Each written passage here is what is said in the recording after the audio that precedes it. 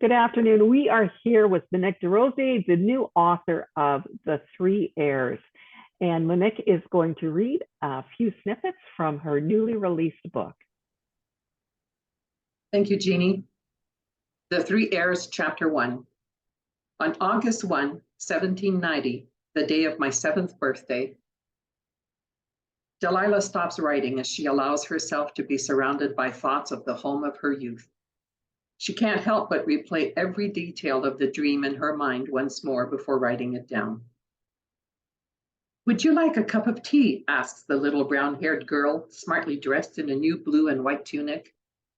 Not waiting for a reply, nor anticipating one from her new doll, sitting on the toddler's chair at the little table, she pretends to pour steaming liquid into the child-sized china teacup. At that moment, the girl's mother, Beatrice, walks into the nursery and observes her daughter imitating the perfect hostess to the dolls and stuffed toys.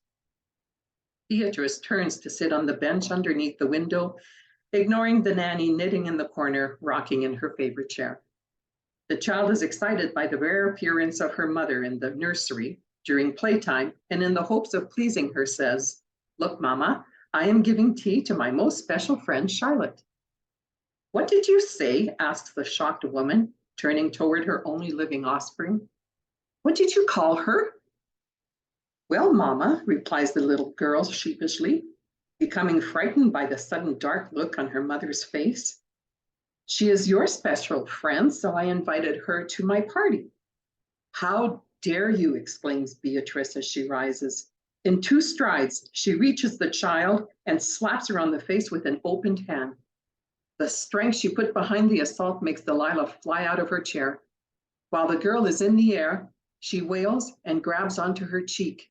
She no sooner hits the floor than her mother grabs her by the arms and starts shaking her, yelling, "She is not a plaything." When released, the child falls back, landing on the rug in front of the fireplace. Only then does Delilah begin to weep, her hands reaching up to her face to soothe the ache. The nanny quickly and quietly kneels to comfort and protect the girl from her unstable mother. Beatrice feels no remorse. She stands upright and says sternly, "Only I have the right to mention her name, not you. Never you." Do you understand, Delilah? Do you? She leaves the room just as unexpectedly as she arrived, not waiting to see her frightened daughter nod. Meanwhile, in the Southwest Territory of Michigan, 4 years later, 7-year-old Deborah fights the urge to cry. She inhales deeply while she touches the bloody wound on her forehead that was quickly staining her brown hair to a wet black. Her mother had just pushed her inside the 2-room shack, and she had fallen hard, hitting her head on a shelf on the way down. A minute earlier, they were still standing outside for curious onlookers to see, so Maggie whispered, "Stop that. You scratch like a girl." She had become upset as she watched the girl squirming from the discomfort of the dirty, itchy shirt that covered the child's torso. Maggie never hit her while they were on the move because she didn't want to attract unwanted attention from the accompanying group of travelers. Experience also taught Deborah to expect that the moment they were alone, the woman would release her frustration. Now that they are out of sight from their neighbors, Maggie shoves the heavy, tied-up blanket that holds all their possessions into Deborah's arms. With clenched teeth, she says harshly, "Unpack our things." And she closes the door to the only exit. Even before Deborah finishes putting away clothing and other articles, she senses Maggie standing behind her. She turns slightly and sees that Maggie's feet are planted squarely on the worn floor, 1 foot apart. The sound of Maggie's wooden spoon tapping the side of her own thigh signals Deborah to wrap her arms around her head and drop to the floor in the fetal position if she is to protect the softer parts of her body. Whack, whack. The sounds repeat countless times. 10 minutes later, an exhausted and contented Maggie is snoring on the unmade bed. Deborah rubs her left side, and feels the heat from Maggie's angry spoon. She consoles herself with the fact that Maggie no longer ties her to the bedpost to apply the regular beatings. As long as she scrunches down on the floor and lets Maggie face her demons, things will be relatively quiet for the rest of the day.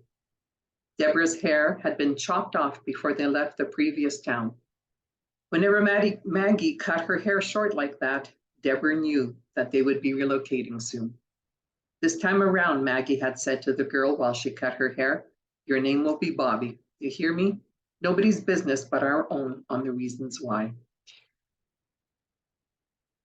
Years later, in another small and forgettable town in the southwest region of the territory of Michigan, the soon-to-be 13-year-old Deborah turns onto her left side facing the wood-burning stove. The morning sun's brightness coming into the room from the small window above the stove wakes her. When she rises, she notices a darkened, wet patch on the dirty wooden floor from where she has just laid, and she is puzzled by the discovery. Maggie is already up and about and sees the red stain on the girl's clothing that covers her privates. With trepidation, Maggie knows that the safety she felt for the last 10 years of treating the child as a boy will soon be over. She had feared questioning glances from onlookers or persons of authority when the girl's face lost its baby fat and began to appear more feminine. But nobody really paid any attention to the changes in the child, and she realized she had worried needlessly. Now, with this new development in the girl's maturity, Maggie could only hope that the distance she had put between them and their beginnings is beyond trace. Maggie, who has never shown the child any kindness, throws a rag at the girl and says, "Go find more like that. Place a clean one in between your legs before putting on your underpants when this happens." Deborah is confused with the changes in her body. Maggie doesn't explain anything to Deborah, and Deborah thinks that there is something terribly wrong with her. That's it, Jeannie. Thank you very much, Monique, for that really interesting reading. I having, of course, being intimate with the book, there's so many other scenes that too are so gripping that I find that this book carries the reader along really quickly. So I think it's just a fascinating book for anyone who likes historical fiction, historical romance, historical mystery, because this book has all of those things. So we're going to finish up this section and close off the recording and then give some books away.